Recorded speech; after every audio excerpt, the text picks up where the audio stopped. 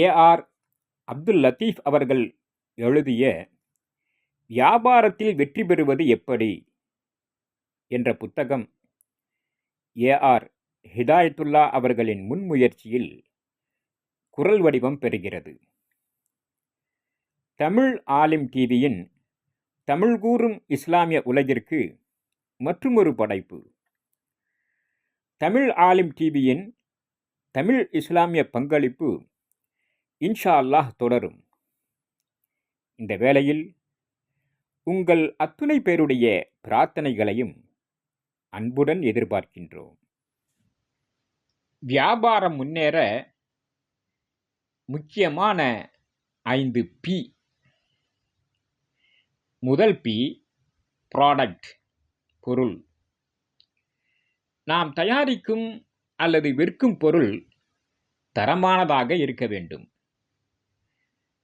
தரமற்ற பொருளை தயாரித்துவிட்டு அல்லது விற்றுவிட்டு மக்கள் கூட்டம் நம் கடையில் வந்து அலைமோதுவார்கள் என்று நினைப்பது டூ மச்.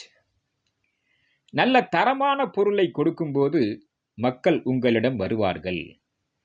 இது வியாபாரத்திற்கு முதல் அடிப்படையான பி ஆகும். இரண்டாவது பி ப்ரமோஷன், விளம்பரம். நம் பொருளை பற்றி மற்றவர்கள் அறியத்தர வேண்டியது மிக அவசியம்.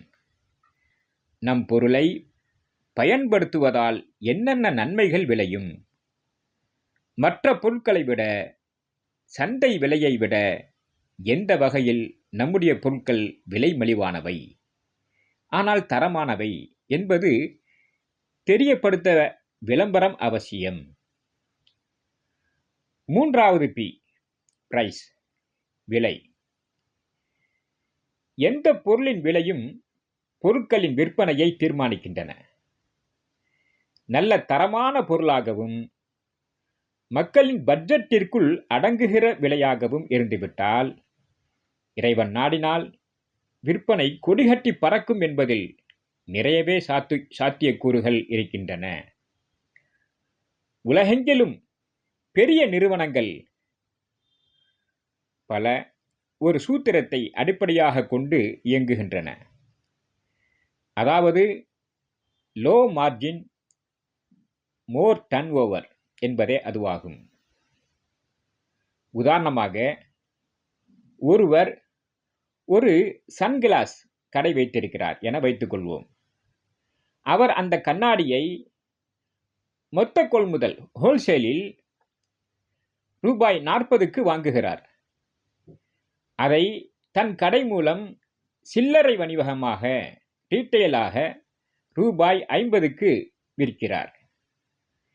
அதாவது ரூபாய் 10 மட்டும் லாபம் வைத்து விற்கிறார்.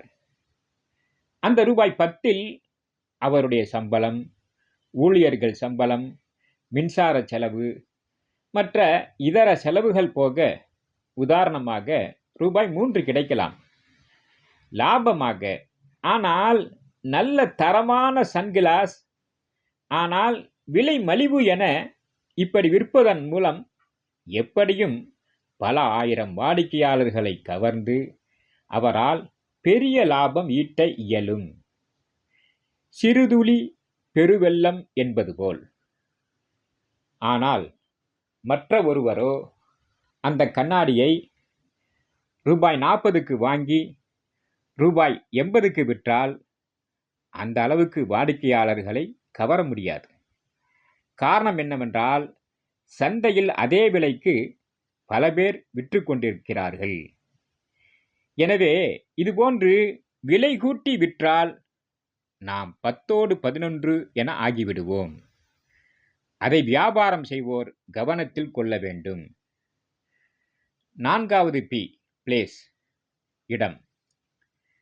நம்மிடம் நல்ல பொருளாகவே இருந்தாலும் விலை மலிவாகவே இருந்தாலும் நாம் வியாபாரம் செய்யும் இடம் எப்போதுமே மக்கள் அதிகம் புழங்கக்கூடிய இடமாக பார்த்து இடத்தை அமைத்து வியாபாரம் செய்ய வேண்டும். ஒருவர் பிரியாணி கடை வைத்திருக்கிறார். பிரியாணி சட்டியில் தயாரானவுடன் அதன் நல்ல மனம் எங்கும் பரவத்தான் செய்யும். ஆனால் அதற்காக வேண்டி மக்கள் புழங்காத இடத்தில் அந்த பிரியாணி கடையை வைத்தால் என்ன ஆகும்? அந்த பிரியாணியின் வாசனை காற்றோடுதான் கலந்து கரைந்து போகும்.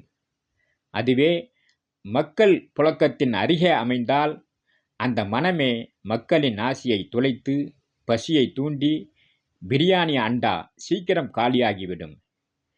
எனவே இடம் என்பது வியாபாரத்திற்கு மிக முக்கிய காரணமாகும்.